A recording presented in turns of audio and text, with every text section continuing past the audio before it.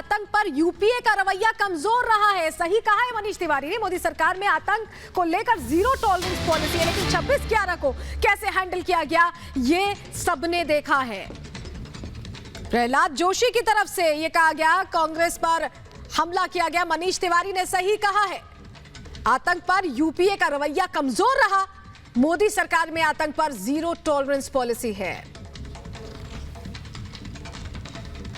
मनीष तिवारी जी ने ठीक ही कहा है, जैसा मैं मानता हूं, क्योंकि approach towards the terrorism during UPA government बहुत हल्का था। It was very loose, there were so many loose ends. तो हमारे मोदी जी के नेतृत्व में हमारे सरकार का नीति है जीरो टॉलरेंस टुवर्ड टेररिज्म। तो उन्होंने जो कुछ भी कहा है, कांग्रेस शुड इंट्रोस्पेक्ट। तो आपने सुना किस तरह से प्रहलाद जोशी ने भी सवाल खड़े किए हैं। मनीष तिवारी ने दरअसल एक तरह से कबूलनामा सामने रख दिया है और ये कहा है कि यूपीए सरकार के दौरान सिर्फ बैठकें की गई, कार्रवाई में देरी हुई।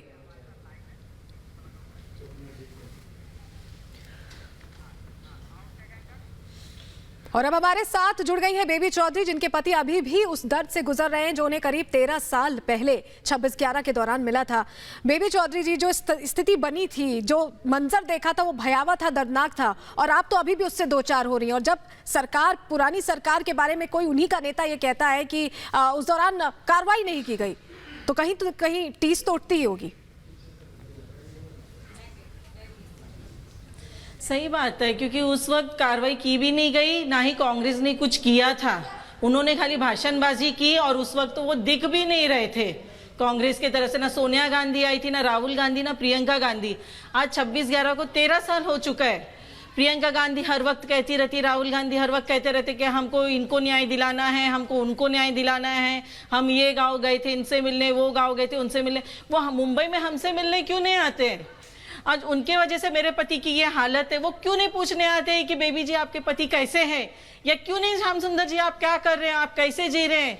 आज मेरी नौकरी चली गई है, मैं बेरोजगार हूँ, घर पर हूँ, क्योंकि मैं मेरे पति को संभालूं या काम पर जाऊं।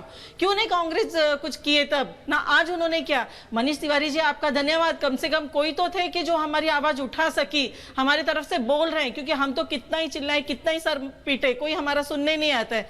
आज 13 साल से मेरे पति बिस्तर पे है। कहाँ है सोनिया गांधी, क्यों नहीं आ रही है प्रियंका गांधी, अपना राहुल गांधी? बेबी चौधरी जी, क्योंकि आपने सब कुछ झेला है, 13 साल से आप उस दर्द से जूझ रही हैं और उससे अभी भी आपकी लड़ाई जारी है, लेकिन ये सब कुछ जो कुछ हुआ, अभी हम देखते हैं कोई भी घटना होती है तो तुरंत राजनीतिक पार्टियां मौके पर सियासी पर्यटन शुरू कर देती हैं। लेकिन 26/11 जैसी बड़ी घटना, जिस दौरान यूपीए सरकार सब चीजों की जिम्मेदारी रखती थी, और उस दौरान ये पूरा घटनाक्रम हुआ, और जब एक्सेप्टेंस आता है, ये कबूलनामा आता है उनके बड़े नेता की तरफ से, तो ये बड़ी बात है। उस वक्त, उस दौरान अगर कुछ एक्शन लिया जाता तो शायद पीड़ितों को, जो आप लोगों ने झेला है, उसमें थोड़ी राहत आपको मिलती, कम से कम भरोसा मिलता सरकार का। सरकार का भरोसा मिलता। आप बताइए, उस वक्त 26/11 का हमला हुआ, मुझे 1.5 लाख रुपए दिए गए, उसमें मैं क्या करती? मैं यही सोचती हूँ कि हमारी सरकार, हम वोट देने से ये सरकार बनते आते, मगर सोनिया गांधी ने उस वक्त, मोहन जी ने कुछ नहीं किया। क्यों नहीं किया? इन लोगों ने ना तब आतंकवादी के खिलाफ एक्शन उठाया, ना ही हम लोगों की तरफ उन्होंने ध्यान दिया। लेकिन उनकी जिम्मेदारी थी ना हम, कि हमारी जिम्मेदारी उठाना उनका काम था। आज वो क्यों नहीं आते 26/11 के लोगों से मिलने? आज जो हालत है, मैं अकेली नहीं हूँ, ऐसे बहुत पीड़ित महिलाएं मिलेंगी आपको, या बहुत 26/11 के लोग मिलेंगे कि जिनका हालत जीना मुश्किल है, फिर भी हम जी रहे हैं। लेकिन इन लोगों को खाली राजनीति करना आता है कि मोदी जी ने ये नहीं किया, उसने ये नहीं किया। लेकिन आप लोगों ने क्या किया? आप जब करते हो तो आपको बोलने का अधिकार है, जब आप नहीं करते हो तो आपको किसी के ऊपर उंगली उठाने की अधिकार नहीं है। पहला आप अपनी अच्छाई दिखाओ, बाद में दूसरे की बुराई दिखाओ। जब आप में ही बुराई है तो फिर आप दूसरे की बुराई को क्यों दिखाने चाहते हो? आप आओ, सभी से मिलो, पूछो कि उनको क्या तकलीफ है। मैंने कभी गवर्नमेंट से ये नहीं कहा कि मुझे पैसा चाहिए। मैं आज 13 साल से लड़ रही हूँ कि मुझे सर्विस चाहिए, मुझे नौकरी दीजिए। चलो अब मुझे नहीं दे रहे हो तो कम से मेरे बच्चे बड़े हो गए, मेरे लड़के को तो जॉब दीजिए।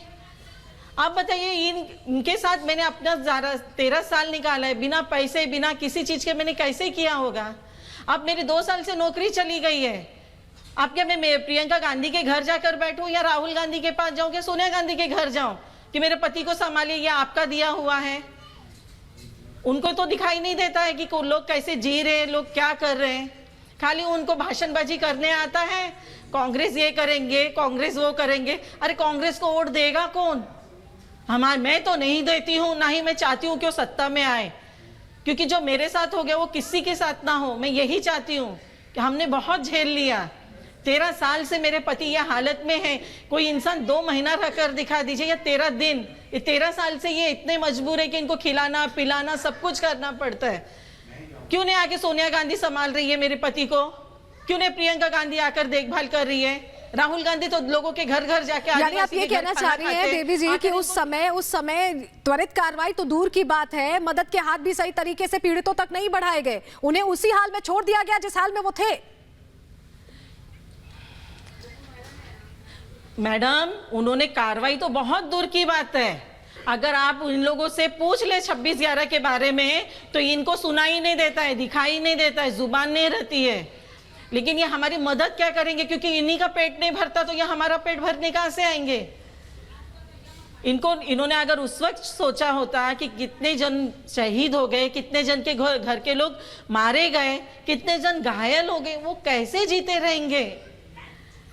मेरे जैसे मैं कह रही हूँ ना, 26/11 की बहुत सी महिलाएं मिलेंगी, बहुत सी बेटी मिलेंगी, बहुत सी बहू, बहुत सी बीबी मिलेंगी, बहुत से भाई लोग मिलेंगे जो आज इतने पीड़ित है कि उनका जीना मुश्किल है।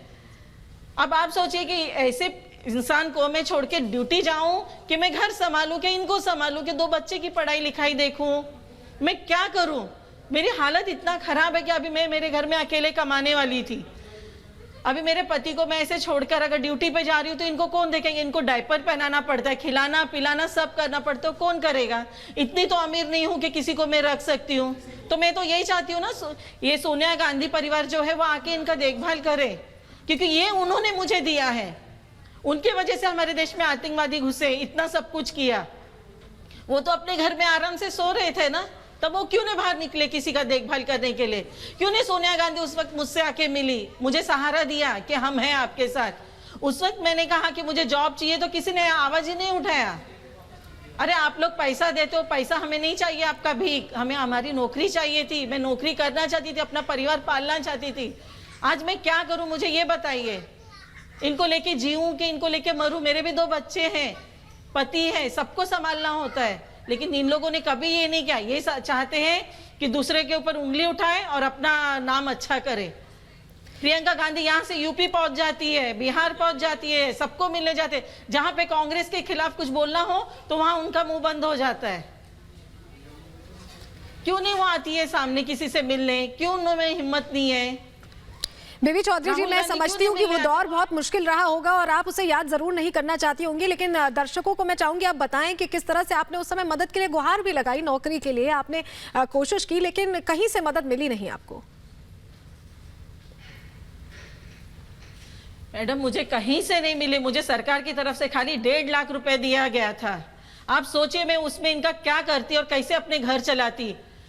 वो तो टाटा ट्रस्ट था जिन्होंने मेरे बच्चों का पढ़ाई का खर्चा उठाया और इनका मेडिकल का खर्चा उठाया। आज तक वही मेरे बच्चों का पढ़ाई का खर्चा उठा रहे। मैं तो बोलती हूँ इस दुनिया में कोई भगवान है तो हमारे लिए तो टाटा जी है, रतन टाटा जी, जिनके ट्रस्ट से हमारे परिवार का घर चला, बच्चों का पढ़ाई लिखाई हुआ। नहीं तो हमें तो भीख मांगना पड़ता। मैं वो दौर से गुजरी हूँ, आज भी मैं कांप जाती हूँ। आप सोचिए एक हंसता खेलता परिवार बर्बाद हो गया, लेकिन मैंने कभी किसी पर ये नहीं कहा कि नहीं आपके वजह से। अब मुझे तकलीफ हो रही है क्योंकि अब मेरी हालत एकदम ही खराब हो गई है कि मैं कहां से घर चलाऊं, कहां से इनका सब कुछ करूं। ये एक ऐसा इंसान है कि इनके ऊपर एक चींटी भी आ जाए तो ये अपने हाथ से मार नहीं सकते हैं। बेबी चौधरी जी, जिस तरह के सुरक्षा के हालात थे उस वक्त, उसको लेकर सवाल मनीष तिवारी की तरफ से भी खड़े किए गए। कहा यह गया है कि बैठकें हुई लेकिन कार्रवाई कम हुई और उस पर आपने भी बताया, अपना दर्द साझा किया। और शुक्रिया जुड़ने के लिए रिपब्लिक भारत से। साफ तौर पर देखिए, ये जो पूरा प्रकरण है ये अब क्योंकि मनीष तिवारी ने ऐसा कहा है तो उसके बाद अब ये एक तरह से कबूलनामे के तौर पर देखा जा रहा है। बेबी चौधरी जी, उस दौरान आपके पति ने क्या फेस किया, क्या कुछ हुआ था, अगर आप दर्शकों से साझा कर पाए। आपकी आवाज नहीं आ रही है। बेबी चौधरी जी, उस दौरान क्या हुआ था 26/11 को, कैसे आपके पति इस पूरी घटना की जद में आ गए, अगर आप दर्शकों से साझा कर पाए, कहाँ थे वो, किस तरह से हादसे का शिकार हुए?